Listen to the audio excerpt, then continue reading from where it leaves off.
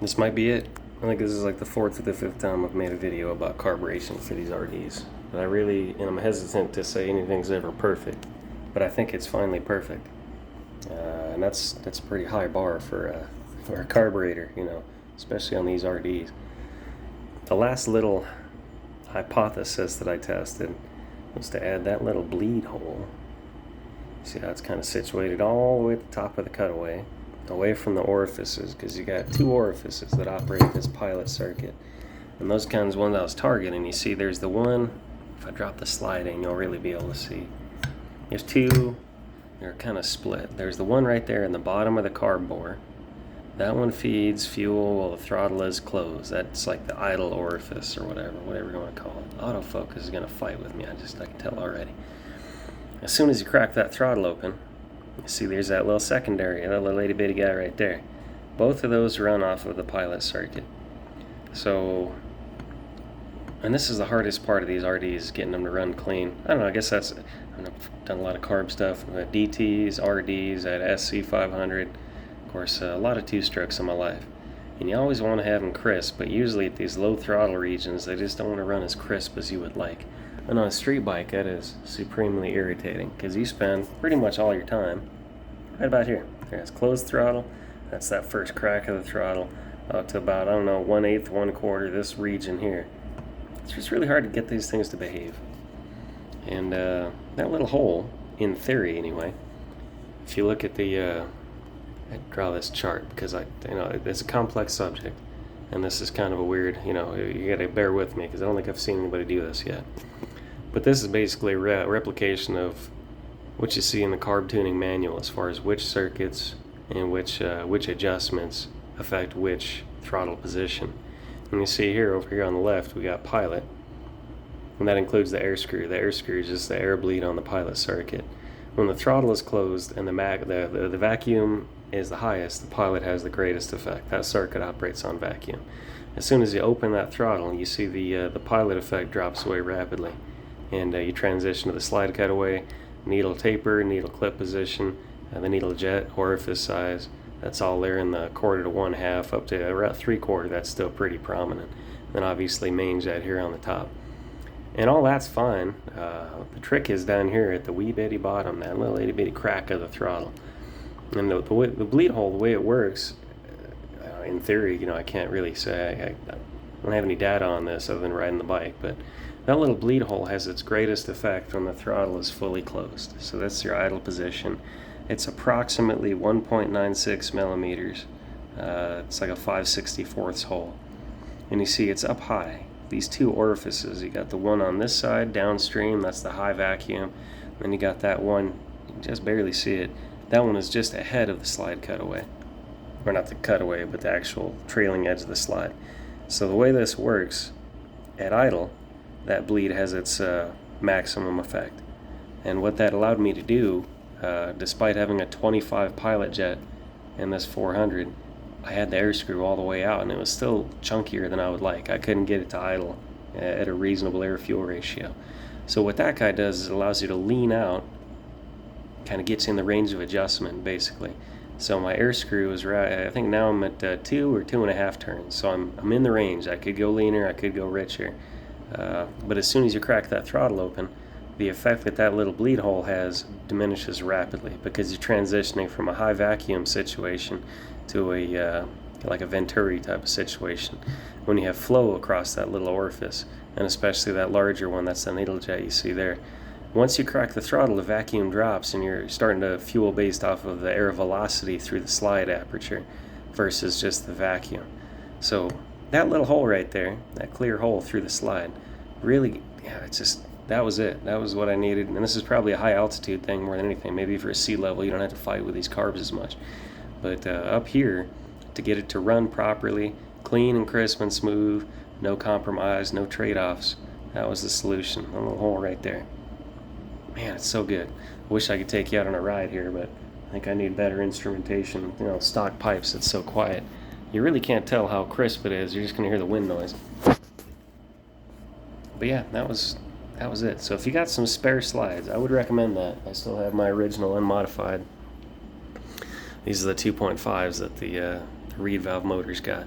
Wasn't about to drill a hole in these just to see if it was going to work, so I used my spare R5 slides and I filed them out to the 2.5 cutaway. And yeah, it worked great. It's beautiful the way this thing runs. It's just fantastic.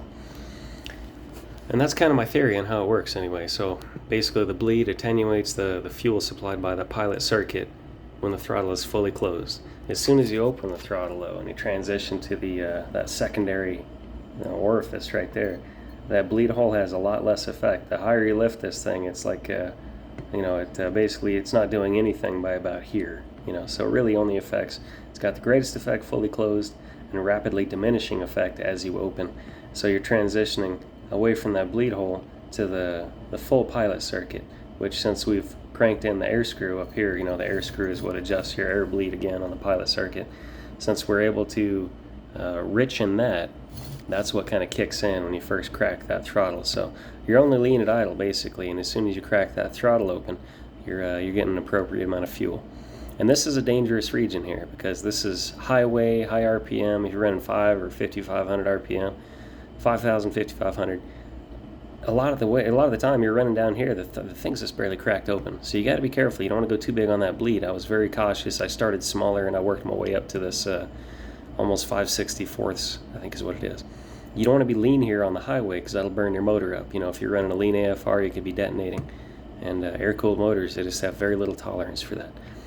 But it hasn't proven to be an issue. This thing recently, I got some highway gears on it, a 36 tooth rear and a 17 front. Took it up 75, 80 miles an hour, sustained. I think it was about a half-hour round trip.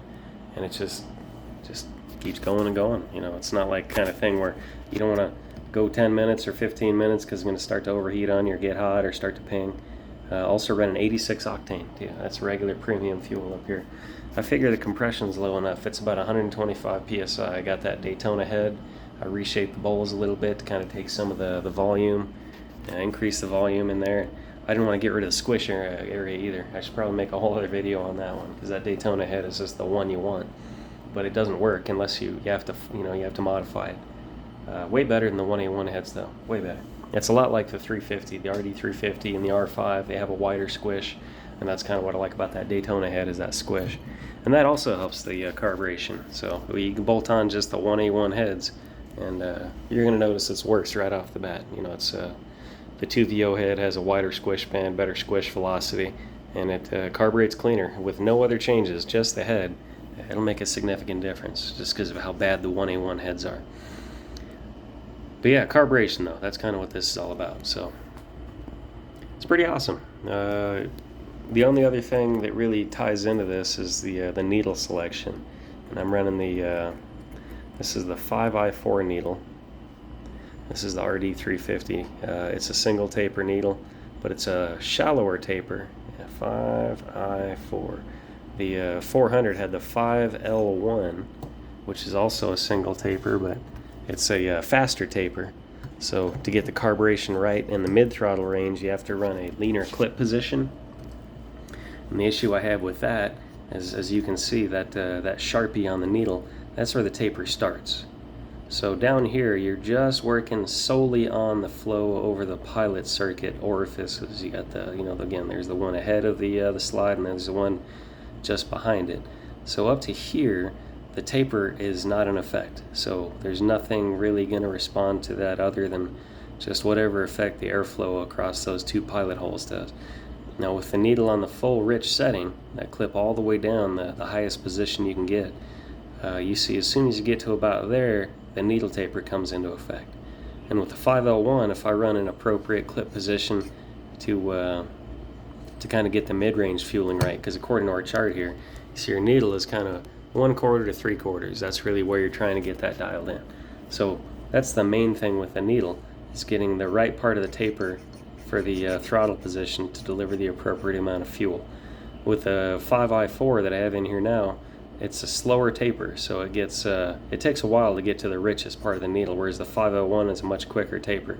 So this one you can kind of have it both ways. You can run a high clip position to get that taper in effect sooner. As you can see, it's starting right about there, and we're not that far open. What is that, about 1/8 throttle maybe? And you can feel it with a 5L1, the faster taper. and the longer straight section, there's a period here where you can tell you're cranking that throttle open and you're not really getting a corresponding amount of power. It's not a linear response. But with the 5i4, and you got the taper up that high where it gets into the taper quicker, there's a linear response all the way through. And as soon as you start to get into there, whereas the 501, you can literally feel that shoulder of the needle. As soon as that shoulder, where the taper starts, as soon as that lifts out of the needle jet, then you start to get some, from then on, it's you have that response. It's predictable and it's proportionate to your throttle input. But yeah, so the 501, maybe at sea level is the way to go, but up here, especially at my altitude, the 5i4 is the winner. You can adjust the needle jet. I'm running a 175 P2, and again, I'm not a Dave F mod guy. I've ran that for a while. I'm not impressed with it. Would not recommend it. If you're looking for a streetable power band, and honestly, it's probably a better overall power band.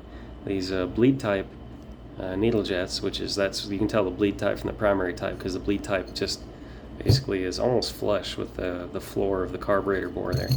The primary type is the Dave F mod, and that's got what they call a primary choke, which sticks up pretty far above the floor of the carb bore.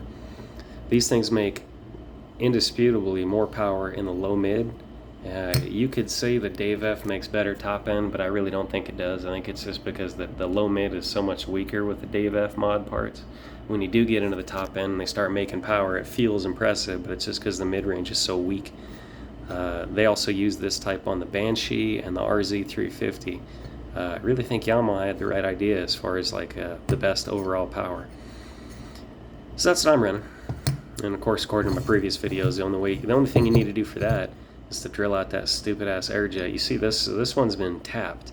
I actually tapped it to experiment with different size air jets, and it turns out the best way it runs is with absolutely no restriction, feeding that needle jet. So definitely, you can't say I didn't try. It's not just the stock one I tried. I tried the stock one. I tried all kinds of different sizes, all the way up to about a 2mm orifice, and all the way down to the stock, which is roughly 15 or 20 thousandths orifice, very small in the stock air jet.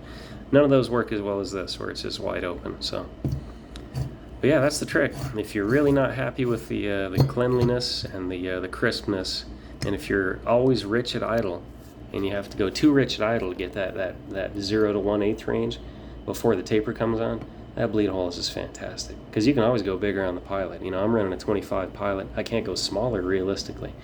And of course, 25 pilot with the air screw all the way out, and it was still too rich. That's why I had to do it. I had no choice, and it worked out great. Sometimes that's how these little squirrely experiments. Sometimes that's how you find your breakthroughs, doing weird shit like that. Where I don't think I've ever seen anybody do that before, but it's pretty easy to do too. You just kind of align your drill bit with the needle, that little hole right in the center, and then you got that hole for the throttle cable, and you just drill right there. You want it up as high as you can. Autofocus. Yeah, you want it up as high as you can to get it away from all the orifices and all the circuits in here that deliver fuel, because that's air bleed. It's a bypass hole, and that's what we really needed. So if you have an extra set of slides, I highly recommend it. If you want to dabble with it, do a little experimentation. If you want to see just how crisp you can get your bike to run.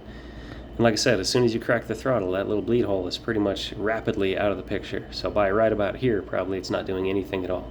But this is the range where if you want crisp, you want this thing to run like it's fuel injected, man, that did the trick. Now, standing advance for the RD community. Maybe I'm making too big a deal out of it, but if you could ride this bike, you would see what I mean.